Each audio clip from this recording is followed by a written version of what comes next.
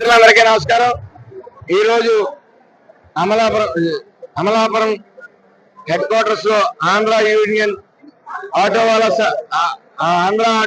సదస్సుని నిర్వహించడం జరిగింది. ముఖ్యంగా వాళ్ళ యొక్క సమస్యలు ఇంచుమించు 10 ప్రతిపాదనలు కూడా నాకు ఇవ్వడం జరిగింది. రెక్కాడితే డొక్కాన్ని బతుకులు ఈ ఆటో వాళ్ళని, మరి ఈ కార్మికుల సోదరులందరూ కూడా అత్యంత కష్టపడతా ఉన్నారు. వాళ్ళు ఈ జీవితాల్లో గట్టిని అవ్వలేకపోతున్నారు. అదే విధంగా ఈ డీజిల్ ఖర్చులు తగ్గించి ఈ యొక్క ఎలక్ట్రికల్ ఆటోల్ని రీప్లేస్మెంట్ చేసుకుని మరి సబ్సిడీ ఇవ్వాలనే ప్రతిపాదన నుంచి 15,000 రూపాయలు ఏదైతే ఆటో మేనిఫెస్టోలో పెట్టారో ఆటో కార్మికులకు ఇస్తానని చెప్పి అది ఇంప్లిమెంట్ అయ్యేలా చూడమని, దానిది అది ఇంకా దాని విధి విధానాలు ప్రకటించవలసింది ఉంది. కాబట్టి దాని మీద నిర్ణయం అనేది మరి కేబినెట్ లో మాట్లాడటం జరిగి ఆగస్టు 15కి ఆటో కార్మికులందరికీ కూడా ఈ అమౌంట్లు అనేది వాళ్ళ అకౌంట్ లో జమ చేయడం జరుగుతుందని తెలియజేసుకుంటూ, అదే విధంగా ఈ అనుసంధానం అనేది ఇటు ఆర్టీసీకి ఇటు ఆటో వాళ్ళకి మా అనుసంధానం చేయాలనేది ప్రతిపాదన.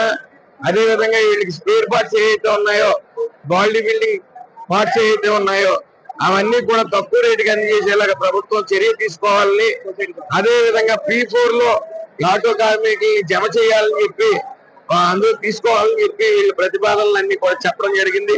అదే విధంగా వీళ్ళకి ఒక 3 సెంట్లు కానీ 4 సెంట్లు కానీ మీటింగ్ పెట్టుకునే కార్మికులు మీటింగ్ పెట్టుకునే విధంగా మరి వాళ్ళు అడగడం జరిగింది.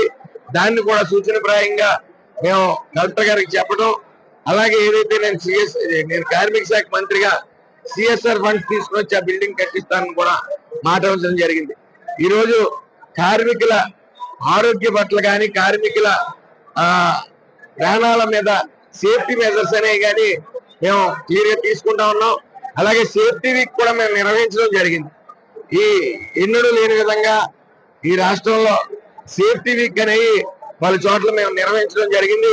ఆటో కార్మికులందరికీ కూడా ఈరోజు తెలియజేయడం జరిగింది. మీ ప్రాణాలు ముందు ముఖ్యం.